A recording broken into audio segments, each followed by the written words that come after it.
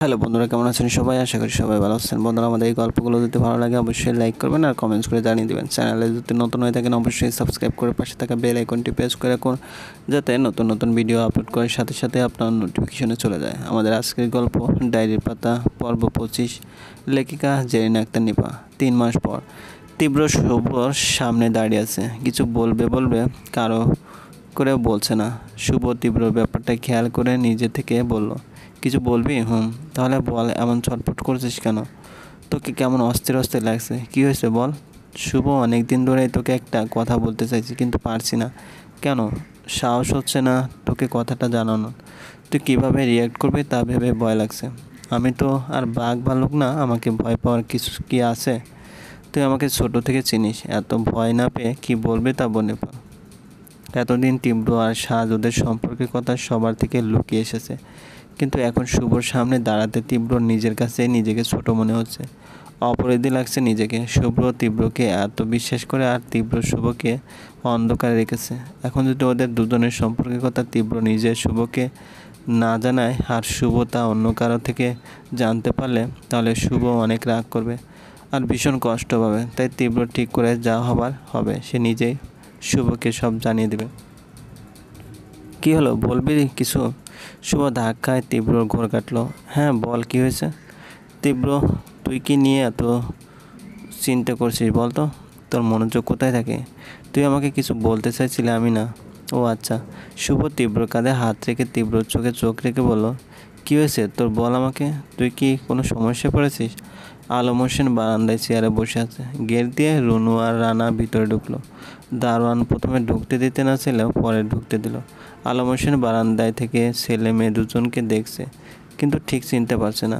ওরা ভিতরে এসে এদিক সেদিন তাকাচ্ছে। তনা ওদের ডেকে নিয়ে গেল। কে তোমরা? কোথায় থেকে আসছো? কাকে চাই? রানা ভয় পেলে রুনুর হাত শক্ত করে ধরল। তনা ওদের ভয় কাটানোর জন্য মিষ্টি করে হেসে বলল, ভয় পাচ্ছ কেন আমাকে? আমি তো তোমাদের আপুর মতোই। তোমাদের বড় বোন আছে না? রুনু বলল, আছে, কিন্তু সে আমাদের সাথে থাকে না। তাহলে কোথায় থাকে সে? রুনু চুপ করে রইল। তনা বুঝলো এই কথার উত্তর তারা দিতে চায় না। আচ্ছা, এখানে কার কাছে এসেছো তোমরা? শাহজাপার কাছে।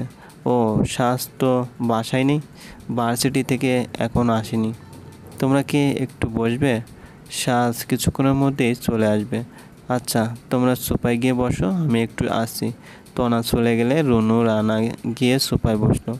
দুজনেই কৌতূহলী চোখে চারপাশটা দেখছে। বেশ অনেকক্ষণ পর সাজ বাসায় ফিরল। ভিতরে ঢুকেই রুনু রানাকে দেখে অবাক হয়ে গেল। তোমরা এখানে? আপা, আপনার সাথে দেখা করতে এসেছি। বাসায় আসলে কেন তোমরা? বাবা কিছুদিন ধরে আপনাকে দেখার জন্য অস্থির হয়ে উঠেছে। মায়ের সাথে রাগারাগি করছে, ঠিকমতো খাচ্ছে না, শুধু জেদ ধরে বসে আছে আপনাকে দেখবে। আমি তোমাদের বাসায় যেতে পারবো না। কেন আপা? বাবার উপর অভিমান করে আছেন?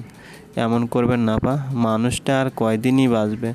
এমনিতেও স্বাস্থ্য ভেঙে গেছে, এখন যদি জেদ ধরে না খেয়ে থাকে, ওষুধ না খায়, তখন আপনি একটিবার চলুন আপা প্লিজ। সাজ কিছু বলতে নিয়েও তনা এসে যাওয়ায় থেমে গেল। তনা হাসি মুখে কিছু বিস্কিট আর আপেল কেটে নিয়ে ট্রেতে করে নিয়ে আসলো। সাজ, ওরা কে? তোমার সাথে দেখা করতে এসেছে। আগে তো কখনো দেখিনি ওদেরকে। সাজ কী বলে ওদেরকে তনার সাথে পরিচয় করে দিবে তা ভেবে পাচ্ছে না। ওরা কি দুপুরে খেয়ে যাবে? না ভাবে, ওরা এখনই চলে যাবে। একটু আগেই তো আসলো, এখনই চলে যাবে? কি বললি তুই? তুই যা শুনেছিস প্লিজ ইয়ার মাথা গরম না করে আমার কথাগুলো বোঝার চেষ্টা কর। শুভ রেগে গিয়ে তীব্র শার্টের কলার ধরে, তুই আমার বিশ্বাসের মর্যাদা এভাবে করলি? আমি এতদিন তোকে আমার ভাই ভেবে এসেছি, আমি তোর বিশ্বাসের অমর্যাদা করিনি শুভ।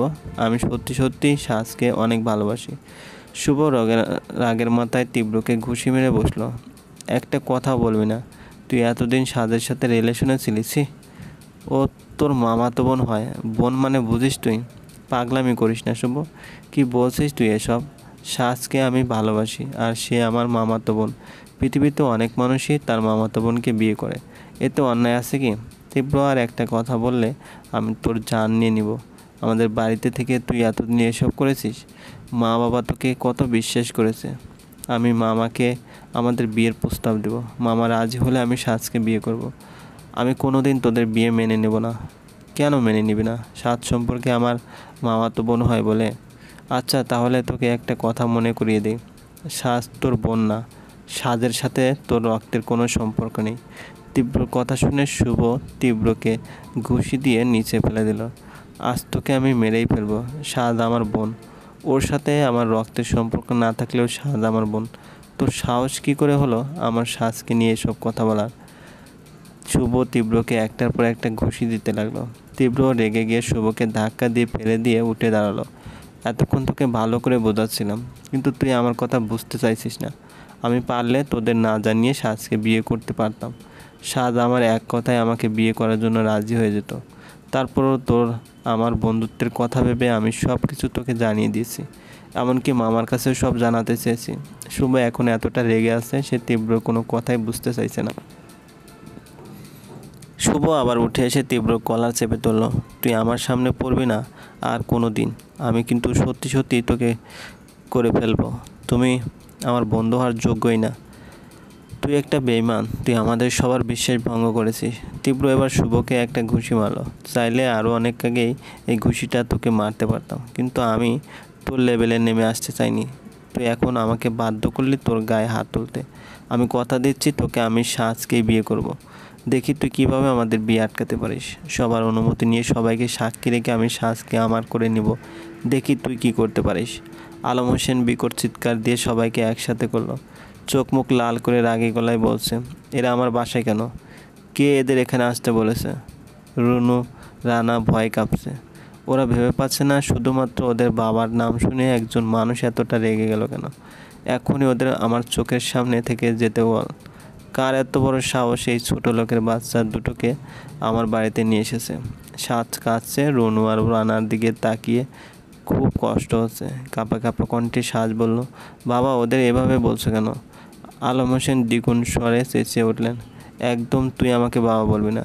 ছোটো লোকের বাচ্চাকে ছোটো লোক বলবো না তো কি বলবো? সাজ্জাদ হোসেনের সাহস কী করে হয় ওর ছেলে মেয়েকে আমার বাড়িতে পাঠানোর? আমি ওর ছেলে মেয়ের ছায়াও আমার বাড়িতে পড়তে দেব না।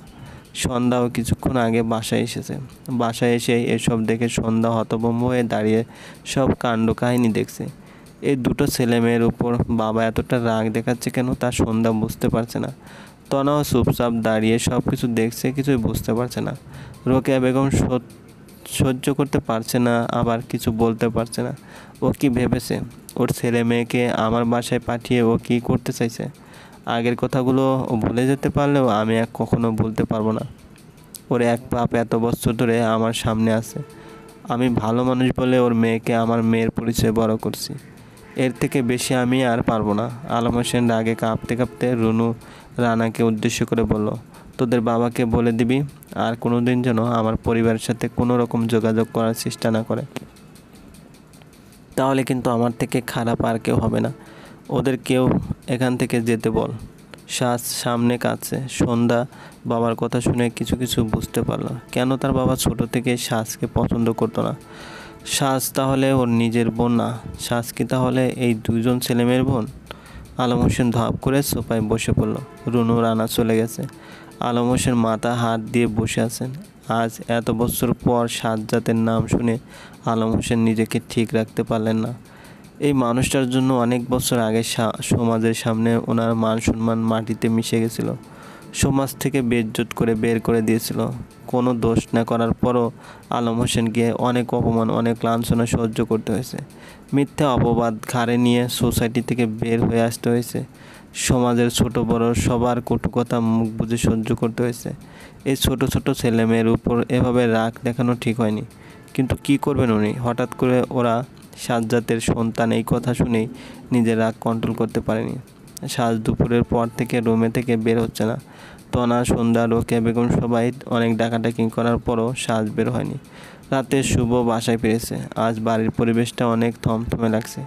শুভ নিজের ঘরে যায়। তনা শুভকে দেখে বিচলিত হয়ে ওঠে।